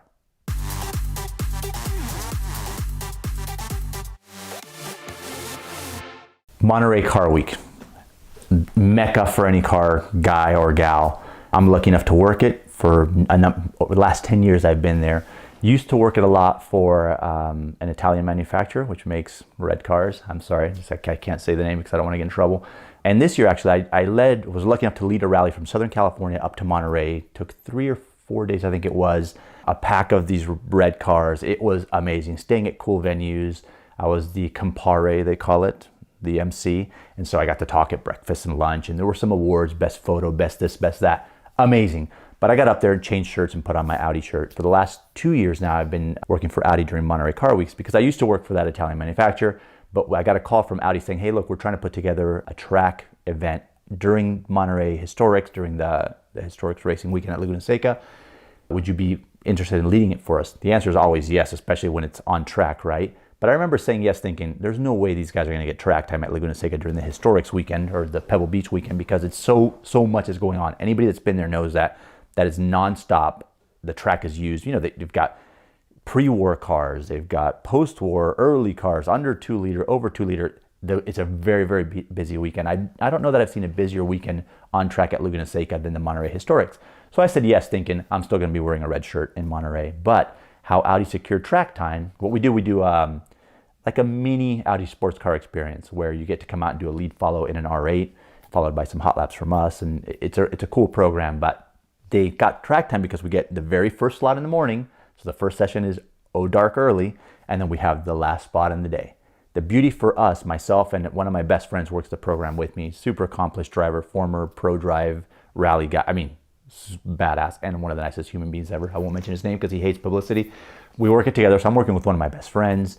There's a lot of downtime from that first morning session to that last early evening session, and we're there hobnobbing and shaking hands and talking about Audis and walking around and stuff, but there's time where we get to go take a break. My friend decided, hey, let's go preview some of the cars up for auction. You know, all the auction houses are there. I don't know which ones are there, but I know RM Sotheby's was there, and that's last year's when they sold that GTO for $48 million, I want to say, something ridiculous. And a lot of people don't know, you can go pay $30 and you get to preview all the cars. And the cars, it's so funny, it seemed like the cars that are 10 million and above are indoors, and then the lowly sub $10 million cars are all outdoors. So we go, and I say that many people must not know about it because this is middle of the day and there weren't many people previewing the car. I mean, we walked right up to that GTO and we're looking at it. The McLaren F1 that had been converted to an LM spec, white, amazing. And the guy that was the car's curator and the guy that actually sold the car could not have been nicer. I mean, we were there in our Audi uniform, so he could tell that we were kind of official to us, but he didn't know us from Adam. He led us behind the rope. We sat in the car. I mean, that thing's amazing. It quickly moved to, I think, third on my all-time favorite cars list behind a couple of red cars. But it was amazing. So we looked at all the cars inside. Then we go outside and we're looking at some cars. So it was a 250 TDF that was outside. That shows you the level of the cars that were inside. Some Jaguar E-Types, 300 SLs. We're looking at all these cars, a big block Corvette. And then we get to an LFA. Now my friend, who's a super experienced guy, had never been in an LFA, didn't know too much about the LFA, and I was lucky enough to be one of the guys working the program when Lexus launched that car in the US. We launched it at Sears Point Raceway, or Sonoma Race, whatever they call it nowadays. It was an extensive walk around we do of the car. The car would be up on a lift. We'd give hot laps. We'd do a 0 to 150 mile an hour to 0 run where we were driving, the participants were with us. And these people were folks that had one on order and were going to get one. So they were dealership principals, right? Lexus dealership owners from around the country. Really premium, really great program where we got a lot of seat time. They got a lot of seat time. And I remember leaving that program feeling like, first of all, loving that car. The gearbox is a bit of a letdown. Yes, single clutch, electro-hydraulic box. It's a little clunky. But the rest of the car feels like Toyota poured their might into the car. I mean, it's that impressive. One of the nicest supercar interiors you'll ever see. The noise, it's like that thing and a Carrera GT are arguably the best sounding cars of all time. And it's funny, I consider myself a V12 guy. Those are both V10 cars I just mentioned. So I guess I'm a V10 guy. But amazing car. So I'm there with my buddy, and we start talking about LFA. He's like, oh, so tell me a little bit about what you remember from the program. So I'm telling him about it. We're sitting in it. We get out, pop the hood. We're looking at that Yamaha V10, the little sound tubes that go into the cabin. It's just a piece of art, that car. And as we're under hood, this guy walks up, no one else around. This guy walks up and he goes, hey, listen, totally unsolicited, by the way. Hey, listen, I'm a big Ferrari guy, but I got to tell you, that car's pretty awesome. So we both poke our heads out from under the hood. My friend starts laughing, and he goes, that's funny. That's what he would say, pointing at me, because that's a line that I would probably deliver about that car, right? So the guy's probably early 60s, really nice guy. We start chatting, and we're talking about the car. I'm like, oh, you know a little bit about this car? He goes, oh, yeah, I've got 3 of them. I'm like, okay, I got none of them, but I've driven like 5 of them, all right? How you like me now? Super nice guy, very knowledgeable, knows his Ferraris clearly. And all of a sudden, we're 5 minutes into chatting, and I look up, and he's wearing a hat that says 2000 GT. And I go, it's funny, is that a Toyota 2000 GT hat? And he goes, oh, you know the 2000 GT? I go, yeah, I know the car. In fact, I was just telling my buddy here, this LFA is really the spiritual successor to the Toyota 2000 GT. He goes, oh, you do know the car. And I go, I do know the car. My father had one. I grew up in one. And he's like, your dad had one. I have 9 of them. And they're like $1 million, $1.5 million, I think, in current value. So we start talking. I go, yeah, I'll show you some photos. That car like started me on this journey. Like my earliest childhood memories were being in that car with my dad in Puerto Rico. And, no baby seats back then. I'm a little toddler sitting in probably standing in the passenger seat. And we're sitting at a light. And my earliest memory, I kid you not, my earliest memory in my life was my dad pointing at a car parked in a corner. It was a Jaguar E-Type, a white E-Type Series 1, I'll never forget. And then telling me how the Toyota would fare up against the E-Type, because this Toyota was first Japanese supercar. It was comparable to an E-Type or a Corvette of its day. So I'm looking for the photos. He's like, wow, that's so cool your dad had one. As I'm looking through my phone, he's looking through his phone to find a photo of all 9 of them lined up. Or he said something about, oh, it's funny that your dad had one. I go, yeah, it was the only one on the island of Puerto Rico. As I say this, I see movement, and I look up at him, and he's turned to me, and his eyes are as big as saucers, and he goes, I have your car. Okay? Dude, I'm getting chills right now just telling you that story. And I normally tear up when I tell the story. It's been a while since I've told it. Again, my friend that's working with me is one of my best friends, and he at the time was getting teary-eyed too, as we all, the 3 of us were. And I'm like, what do you mean you have my car? And he goes, I have your family's car. I bought it from your family. Turns out he bought it from the family that my dad sold it to, which owned a lot of the rights for importing, nice cars like that. A family that's still around in Puerto Rico. I think they're called the Gomez family. And so I said, actually, that wasn't my family. My dad sold it back to the dealership. He goes, oh, I'm so glad to hear you say that, because they had painted the car yellow. And I looked up, originally it was red car, and I've restored it back to original condition. And he goes, and I'm blown away. So I show him the photo of me in the little electric car, and he goes, do me a favor, zoom in on the plate. So I zoom in on the license plate. He goes, I still have the original plate. So he has my dad's car, and I'm telling him, I'm like, you don't understand. This car started me on this lifelong journey to follow this passion, create this passion I have for cars that has been my life. I became a racing driver because of that car. I became a car designer because of that car. My life is cars, partially, yes, because of my dad, but because of the connection with my dad in this car. And so I'm telling him this, and the guy's tearing up. As we're having this discussion, a gentleman walks up who was the number 1 car in that rally that I led for that Italian supercar maker. And he goes, hey, Emil, how are you? And this guy, the Toyota 2000 GT guy, I don't want to mention any names, turns to the other guy and says, you know Emil? He goes, yeah, Emil just led this rally up from Southern California with us. He's a great guy. He's the lead instructor for this manufacturer and that manufacturer. And so the guy's like, what? So he's now getting a little bit of my credentials, not because I'm not out there bragging about what I do or whatever. And the guy turns to me and goes, where do you live? And I go, Southern California. He goes, listen, I live in Florida. You have to promise me you will fly out to Florida. I will rent out Moroso, the Palm Beach International Raceway, and I want you to drive your dad's car. And I don't want you to drive it. I want you to drive it. I've never driven a Toyota 2000 GT. Most people watching have never driven a Toyota. Most people haven't even seen a Toyota 2000 GT. And this guy's inviting me to come out and drive his car. And he goes, and if it's okay with you, we'll bring out 2 of the Nürburgring package LFAs, and maybe we do a little coaching one-on-one. I'm thinking, what? I'm going to get to go. So the bummer in this is that this happened in August, obviously, and we have been missing each other. We haven't been able to connect to drive the car. I was hoping that I would have already driven the car to come up here and tell you the full story and show you video of me driving it, because my friend volunteered to fly himself down, pick me up, fly down to South Florida, and just play videographer because he wants to be there to see this moment where I'm reunited with the car that started it all for me. The one and only 2000 GT in Puerto Rico.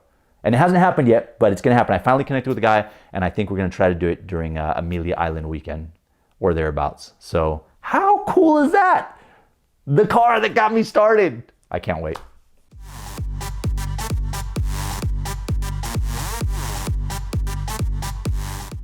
You're going to go with me to DeLand. You're into cars, and this will be fun. And if I get shot, you will too.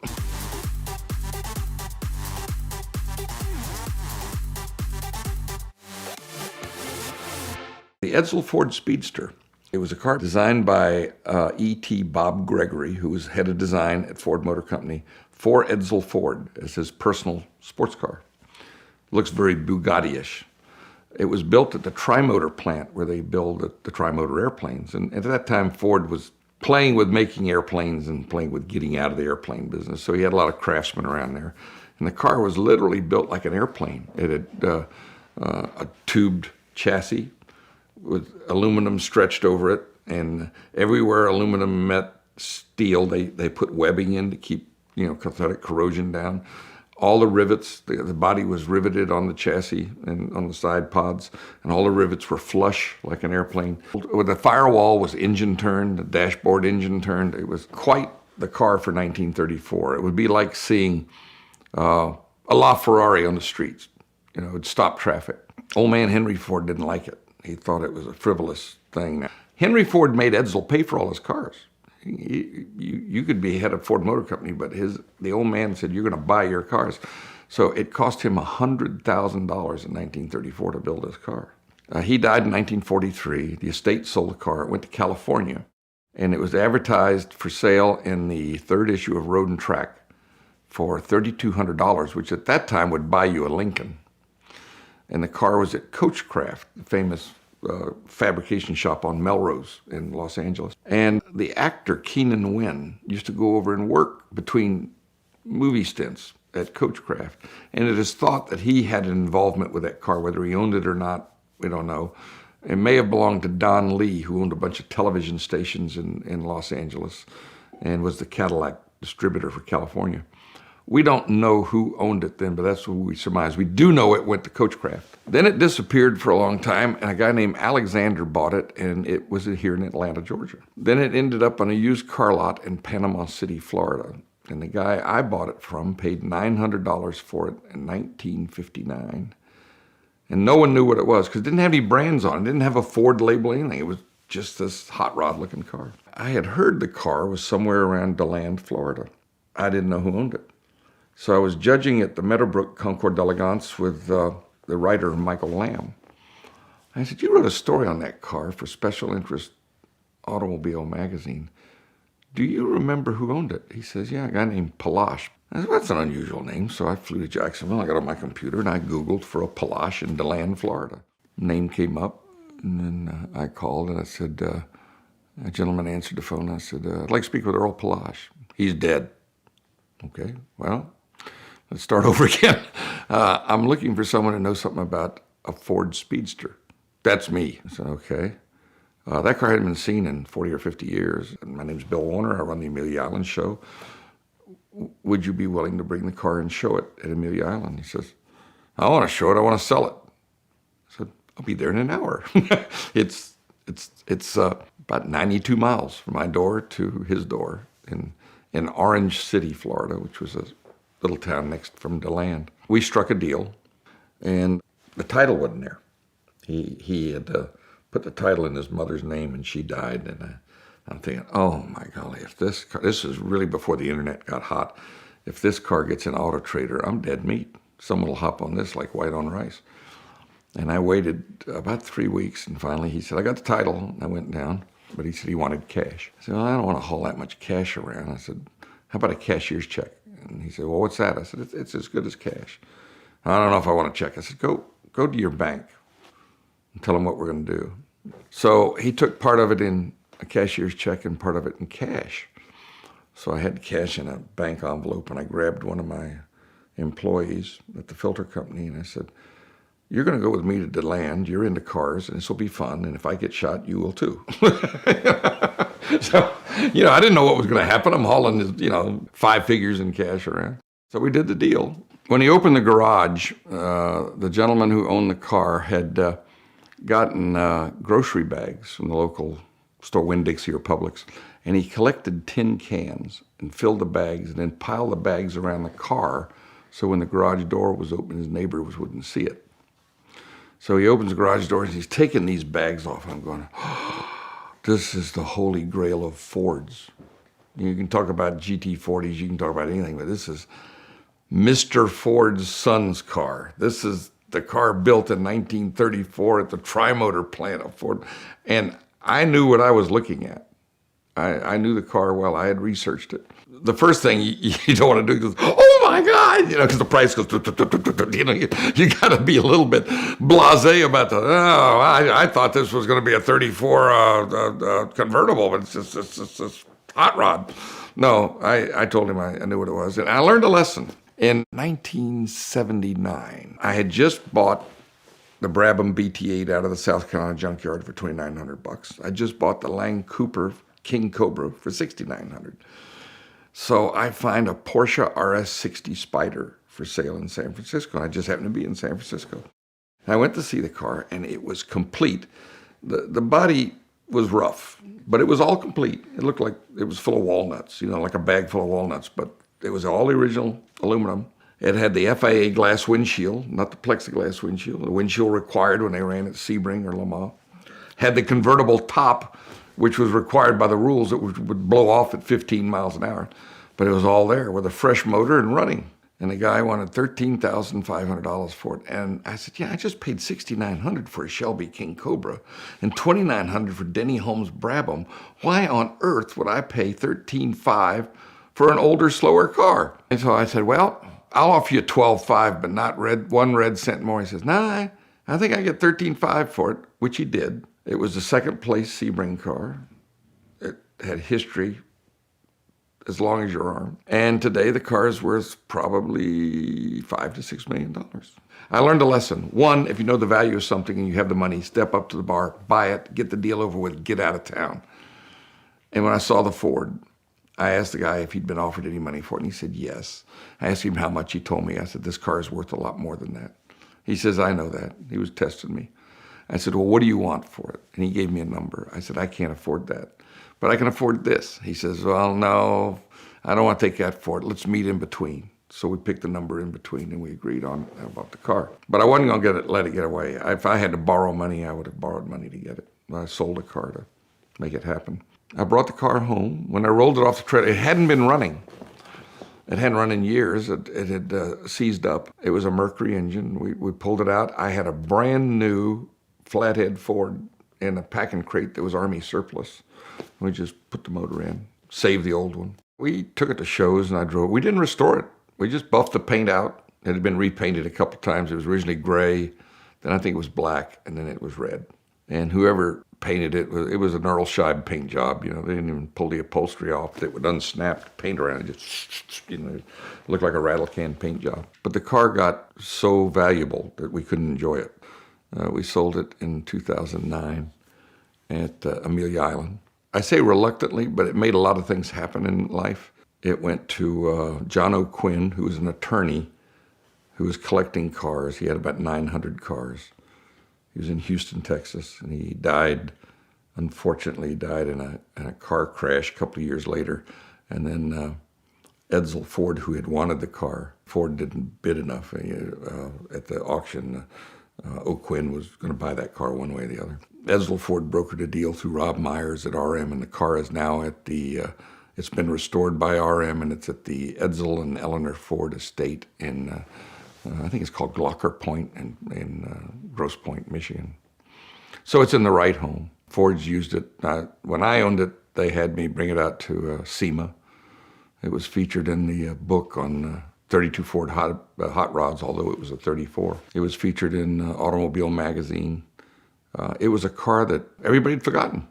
The guy tried to sell it to Ford Motor Company. He got a hold of somebody in the PR department. They said, Called the Henry Ford Museum. So they called the museum and said, well, we're not buying anything, but if you want to donate it, we'll give you a $250,000 tax write-off. And the last thing that guy needed was a tax write-off. He wanted the cash. We did a deal considerably less than that for the car. Edsel Ford was about 5'8". So for me to get in the car, I had to take the seat cushion out and sit on the floor. But I described it as a car so good that you'd get surgically altered to drive it. My wife and I would take it out. We'd go for a ride on Sunday afternoon. I drove it down to Daytona for a show one time and drove it back. The problem was, if we went down I-95, they'd look at you and they'd steer into you. So we came back US 1 with the bikers. It was a completely usable car, but it was a very, I want to say very, very rare, one of one.